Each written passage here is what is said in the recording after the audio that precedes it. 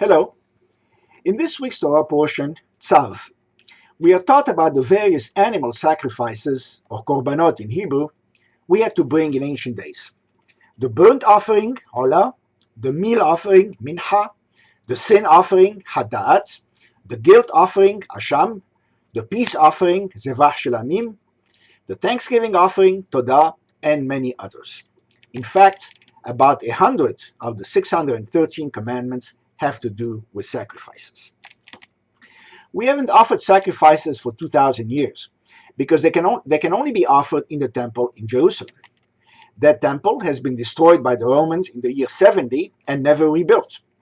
Nevertheless, traditional Judaism, as expressed in daily prayers, looks forward to its rebuilding and the resumption of sacrifices.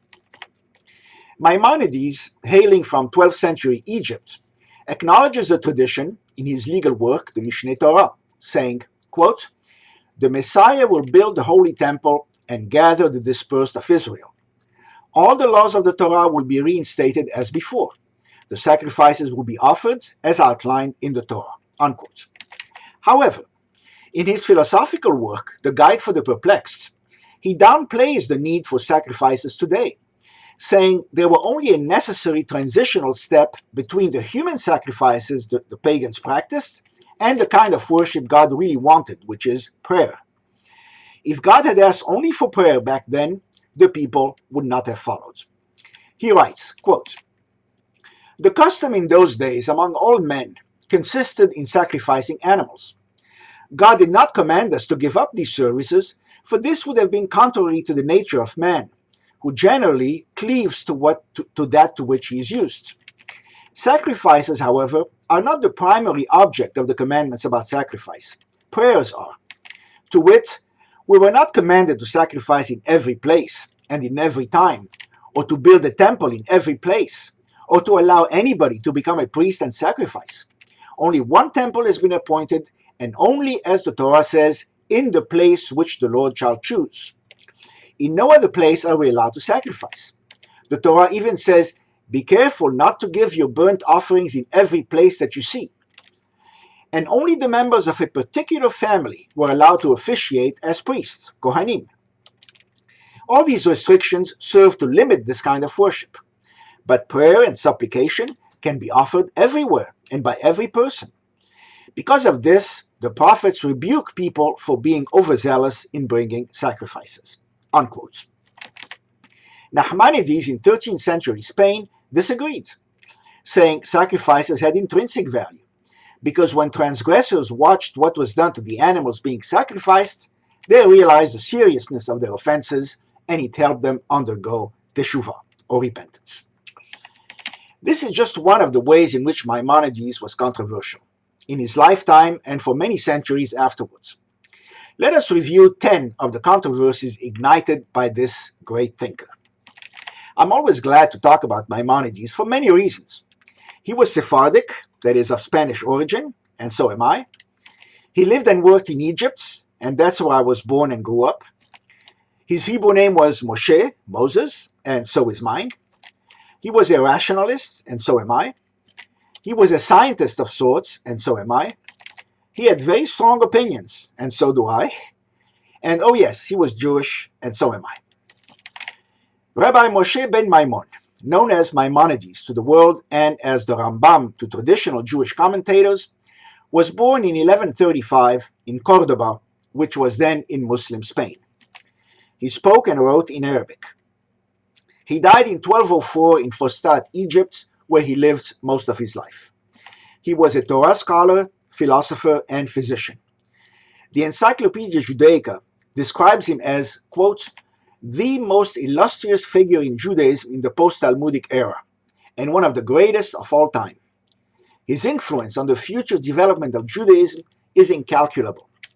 No spiritual leader of the Jewish people in the post-Talmudic period has exercised such an influence, both in his own and subsequent generations." Unquote.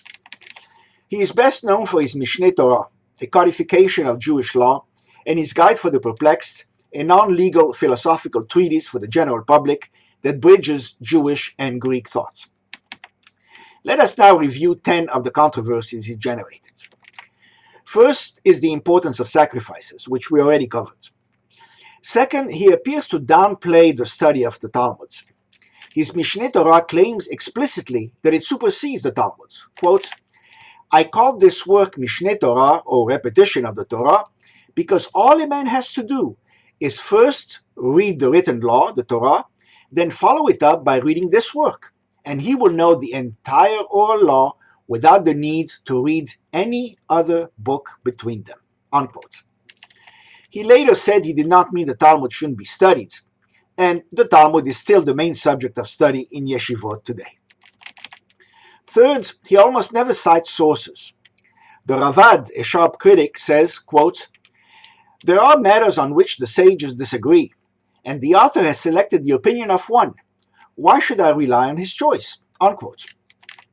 His sources can't always be traced. There is also the secondary issue of credit. Many quotes are attributed to him, but are not his. For example, the quote, much have I learned from my teachers, more from my peers, but most of all from my students, is usually attributed to him, but can be found in two places in the Talmud. Rabbis must be very careful to assign credit for their pronouncements. The Talmud says twice, he who reports a saying in the name of its author brings deliverance to the world. Rabbi Yosef Karo's Shulchan Aruch supplanted the Mishneh Torah 3.5 centuries later. It is based on the opinions of the Rif, the Rambam, and the Rosh. When two of them agreed, their common opinion is listed as the law. Fourth, Maimonides rejects the idea of a physical rebirth, saying the afterlife will be purely spiritual, that we cannot conceive of it and cannot appreciate it now. The Ravad countered, quote, the words of this man seem to me to be very near to those who say there is no resurrection of the body, but only of the soul. By my life, this is not the view of the sages. Unquote. Although one of his 13 principles of faith is the resurrection of the dead, he means only spiritual resurrection. The matter is still being debated. Fifth, he allows conversion to Islam for survival. When he was 13, the Almohad Muslims took over his town and forced Jews to convert or die. His family probably converted. His rabbi was even tortured to death for practicing Judaism in secret. Later, he allowed Jews to convert to save their lives, strongly refuting the prevalent view of his time. Quote, this apostasy consists of no overt acts of commission, but of simply uttering a formula of faith which even our adversaries are convinced we do not believe. Therefore, if a man asks me, shall I be slain or utter the formula of Islam? I answer, utter the formula and live. Unquote. His ruling stuck. However, he advocates exile wherever possible, and that is the path his family follows. Sixth, he allowed converts to say God of our fathers in prayers. Up to that point, converts could not say that because their fathers were not Jewish. Indeed, the Mishnah in Bikurim does not allow it. But in the Jerusalem Talmuds, the Gemara in Bikurim allows it, arguing, quote, God said to Abraham, for I have made you the father of a multitude of nations. Henceforth, you are a father to all the nations. Unquote. Maimonides ruled in favor of leniency. In a response to a convert, he says, quote, you ask me if you too are allowed to say our God and God of our fathers, and more of this kind. Yes, you may say all this in the prescribed order and not change it in the least. Unquote. And he concludes, quote, God loves a convert, because he is a man who left his father and birthplace and the realm of his people at a time when they were powerful, who understood with his insight, and who attached himself to this nation, which today is a despised people, the slave of rulers, and recognized and knew that their religion is true and righteous, and pursued God and entered beneath the wings of the divine presence. Unquote. The debate continued. It took 4 centuries for the Rambam's position to be universally accepted. Seventh, he asserted that all Jews must accept his 13 principles of faith, which he introduced because he felt the need for Judaism to have a creed, as other religions did. These 13 principles, Ikarim in Hebrew, are God exists and created everything, God is one, God has no body, God is eternal, God alone should be worshipped, God revealed himself through the prophets, Moses was the greatest of prophets, the Torah we have today is the very same one God gave us on Mount Sinai, the Torah will never change, God knows all our actions, God rewards good and punishes evil, the Messiah will come, and the dead will be resurrected. Unquote. They were controversial when proposed. All agreed that these principles are indeed in Judaism, but many were uncomfortable with the idea of a formal creed that would separate good Jews from heretics. More importantly, Judaism stresses action, that is, commandments, not belief. Belief is not central in Judaism. Your thoughts are your own, and you're not accountable for them. Luminaries such as Hastai Kreskas and Yosef Albo asked, is the rest of Judaism any less important? Indeed, the Mishnah says, quote, be as scrupulous in observing a minor commandment as a major commandment, because you do not know the value of each commandment. Unquote. So Jews ignored the 13 principles for many centuries. Traditional Jews recite them regularly, but they are not a central part of prayer. Judaism remains a package deal. Eighth, he held that Greek philosophy must be studied and applied. This synthesis of Judaism and Greek philosophy horrified many. Yehuda Halevi had warned, quote, turn aside from Greek philosophy, full of mines and pitfalls. Let not Greek wisdom tempt you, for it bears flowers only and no fruit. Listen to the confused words of her sages built on the void. Why should I search for bypaths and complicated ones at that and leave the main road? Unquote. The Rambam was accused of explaining away certain practical commandments as mere symbols to be fulfilled only by simple men, but not by educated people.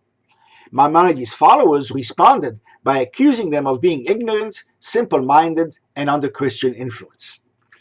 The sages of northern France pronounced a herem on Maimonides' philosophical works, but not his legal works. Nachmanides tried to heal the rifts by saying one must understand Maimonides in his own surroundings, and warned that extremism would split Judaism, and that it is better to educate gradually and issue only partial prohibitions. How much to study non-Jewish subjects is still an issue today in Haredi circles. Ninth, he held that science must prevail. Arguing that the Torah is not intended to be science, but rather ethical teachings, he writes, quote, those passages in the Bible, which in their literal sense contain statements that can be refuted by proof, can and must be interpreted otherwise. Unquote. Nachmanides disagreed, saying that the idea of laws of nature ordained by God and discovered through reason was heretical, and that the workings of nature are only hidden miracles. In time, Maimonides prevails. Tenth, he sharply criticized the notion that Jews must financially help other Jews to study Torah, saying, all this is wrong.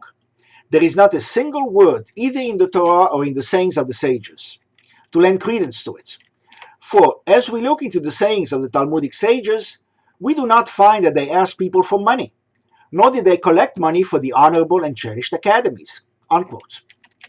He may have been factually correct, but the practice grew nevertheless, and his opposition to lending monetary support for Torah study failed completely. So how is Maimonides viewed today? Generally, he was vindicated, but it took centuries. He anticipated this outcome when he wrote, quote, as for those who won't accept the Mishneh Torah, that is uniquely in my generation. In future generations, when jealousy and the lust for power will disappear, all of Israel will subsist on it alone, and will abandon everything else besides it without a doubt. Unquote. Maimonides remains one of the most widely studied and debated Jewish thinkers, and one of the very few with influence in the non-Jewish world. As the popular medieval saying goes, from the biblical Moses to Moses Maimonides, there was none like Moses. Shabbat Shalom.